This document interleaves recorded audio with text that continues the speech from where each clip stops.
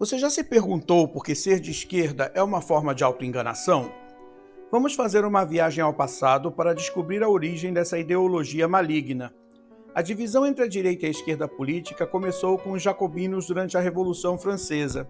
Essa divisão ideológica se aprofundou com a Revolução Bolchevique na Rússia, que anunciou o advento da ideologia mais mortal da história humana, o esquerdismo. Sob o governo de Joseph Stalin, campos de concentração tornaram-se locais de assassinato em massa. O número de mortes na União Soviética comunista foi impressionante, chegando a 20 milhões de pessoas.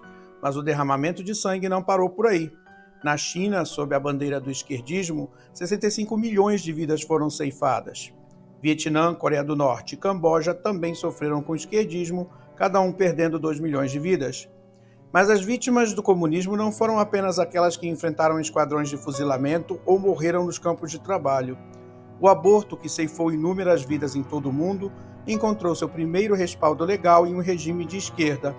A União Soviética, em 1920, tornou-se o primeiro país a legalizar o aborto. A América Latina seguiu o exemplo com Cuba, legalizando o aborto em 1965. O que é assustador é que essas mortes não são apenas números. Cada estatística representa uma vida humana, uma história interrompida, um potencial nunca realizado. Cada um é um testemunho das consequências letais de uma ideologia que prometia igualdade, mas entregou a morte. Então, isso não é apenas história, é uma advertência sobre os perigos de uma ideologia que prometia a utopia, mas entregou a distopia. Portanto, a primeira razão pela qual ser de esquerda é prejudicial reside na história mortal dessa ideologia. Agora vamos discutir como a ideologia de esquerda muitas vezes se alinha com os criminosos. Essa perspectiva, muitas vezes enraizada no desejo de tornar a sociedade mais equitativa, às vezes pode ir longe demais. É comum que esquerdistas tendam a vitimizar ladrões, retratando-os como meras vítimas da sociedade. Eles argumentam que a sociedade oprime esses indivíduos, não lhes proporcionando as oportunidades para prosperar. Essa narrativa, no entanto, ignora os indivíduos que trabalham incansavelmente para construir seu patrimônio. Esses indivíduos, infelizmente, muitas vezes se tornam vítimas de roubo e violência. A dura realidade é que todos os dias, pessoas trabalhadoras são roubadas e até assassinadas por ladrões que, em vez de se esforçarem para ganhar o próprio sustento, optam por tirar o que precisam dos outros. Em uma sociedade civilizada, tais ações resultariam em consequências severas. Os ladrões seriam responsabilizados por suas ações e enfrentariam punições adequadas. No entanto, em países onde as políticas de esquerda reinam, as punições para os ladrões muitas vezes são menos severas. A justificação de crimes contra pessoas inocentes e propriedade privada ou pública é um aspecto preocupante da ideologia de esquerda. É uma perspectiva que pode incentivar comportamentos criminosos em vez de desencorajá-los. Isso nos leva à segunda razão. A ideologia de esquerda muitas vezes justifica crimes e protege o ladrão. Agora falemos de liberdade.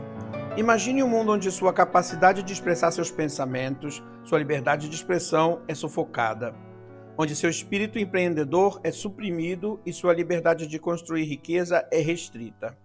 Isso é frequentemente a realidade sob governos de esquerda. Uma vez que assumem o poder, tendem a restringir essas liberdades. Eles o fazem sob o disfarce de igualdade e justiça, mas a que custo? Na classificação de liberdade da Heritage Foundation, os países que ocupam as últimas posições em termos de liberdade são mais frequentemente aqueles governados por ideologias comunistas ou socialistas. Em 2022, as 3 últimas posições pertencem à Venezuela, Cuba e Coreia do Norte. Isso não é mera coincidência. É um padrão que se repetiu ao longo da história em todos os continentes. Por que isso acontece? Porque, em sua busca por uma sociedade utópica, os governos de esquerda tendem a centralizar o poder. Eles controlam tudo, desde a mídia até a educação, dos negócios à riqueza pessoal. No processo, eles retiram as liberdades. E não se trata apenas de perder a liberdade de expressar sua opinião ou a liberdade de construir riqueza. Trata-se de perder a liberdade de sonhar, de ter ambições, de lutar por um futuro melhor. Então temos a terceira razão. Os governos de esquerda frequentemente limitam as liberdades individuais. O que acontece quando todos recebem a mesma recompensa, independentemente do esforço? Pois vejamos, em um sistema comunitário, a motivação para trabalhar mais, ser mais produtivo ou inovador diminui significativamente. Por quê? Porque os frutos do seu trabalho não são apenas seus. Qualquer produtividade adicional é distribuída entre outros, que podem não ter trabalhado tão duro. Essa noção de distribuição igual, embora pareça nobre, na verdade desencoraja a iniciativa e a criatividade das pessoas. A principal motivação do progresso e inovação é o incentivo para o crescimento profissional, mas no comunismo esse incentivo é praticamente ausente. Como resultado, as sociedades comunistas frequentemente apresentam baixa produtividade e os seus produtos costumam ser de qualidade inferior, porque, sejamos francos, quando todos recebem a mesma recompensa, a motivação para se destacar simplesmente não existe. Vamos agora discutir o impacto dos governos de esquerda na qualidade de vida. Desde o regime de Stalin na antiga União Soviética até a China de Mao Tse-tung e mais recentemente a Venezuela de Hugo Chávez, a qualidade de vida declina radicalmente sob os governos de esquerda. Tome, por exemplo, a Grande Fome de 1932 a 1933 sob o regime de Stalin. Esse evento devastador levou à morte prematura de 4 milhões de soviéticos, uma tragédia inimaginável que foi resultado direto de políticas governamentais desastrosas. Agora falemos sobre a China de Mao Tse-tung, onde, em certo momento, 80% da população vivia na pobreza. O chamado Grande Salto Adiante condenou milhões de chineses a uma vida de dificuldades e privações. Foi somente após as reformas econômicas de 1978 de Deng Xiaoping para adotar estratégias capitalistas de crescimento que os níveis de pobreza começaram a diminuir. Na história mais recente, temos a Venezuela sob Hugo Chávez, que já foi uma das nações mais prósperas da América Latina. Seu socialismo do século XXI levou à erosão da economia do país. Sua agenda socialista fez com que a riqueza do país diminuísse, mergulhando os venezuelanos em uma crise econômica sem precedentes.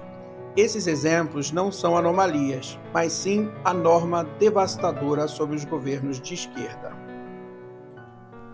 Finalmente, vamos explorar o tipo de pessoas que costumam ser atraídas pela esquerda.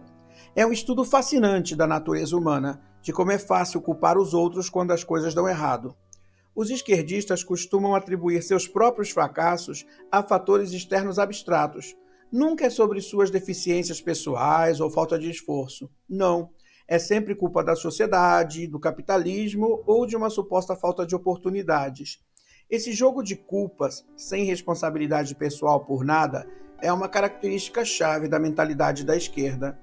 É mais simples ser vítima do que ser um vencedor. Agora vamos falar sobre a noção socialista e comunista de distribuição de riqueza. É uma ideia sedutora, não acha? Aqueles que tiveram sucesso, que trabalharam duro, economizaram e investiram, têm que compartilhar sua riqueza. Por quê? Para que aqueles que não se esforçaram possam desfrutar dos frutos do trabalho alheio. Não se trata de justiça ou equidade. Trata-se de permitir a preguiça, recompensar a mediocridade e punir o sucesso.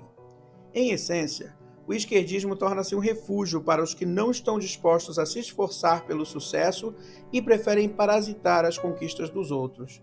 É uma ideologia que promove uma cultura de dependência e que recompensa o ocioso e pune o proativo. O esquerdismo é a ideologia dos perdedores e preguiçosos. Resumo: o esquerdismo tem uma história mortal, responsável pela perda de milhões de vidas em todo o mundo. É uma ideologia que muitas vezes se alinha com criminosos, justificando suas ações como reações à opressão da sociedade. Uma vez no poder, os governos de esquerda geralmente reduzem as liberdades, sufocando a liberdade de expressão e a capacidade de construir riqueza.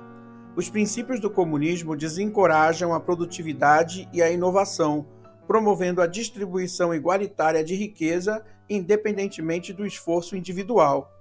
Os governos de esquerda deterioram a qualidade de vida, mergulhando seus países na pobreza e em dificuldades. Por fim, O esquerdismo serve como refúgio para aqueles que não estão dispostos a assumir a responsabilidade por seus fracassos, culpando fatores externos e exigindo a redistribuição da riqueza. Então, da próxima vez que você ouvir falar sobre esquerdismo, lembre-se desses fatos e não caia nessa cilada. O presente vídeo é uma versão em português de um vídeo em inglês publicado nos Estados Unidos pelo próprio João da Costa. Na descrição, você encontrará o link para o original em inglês. Muito obrigado.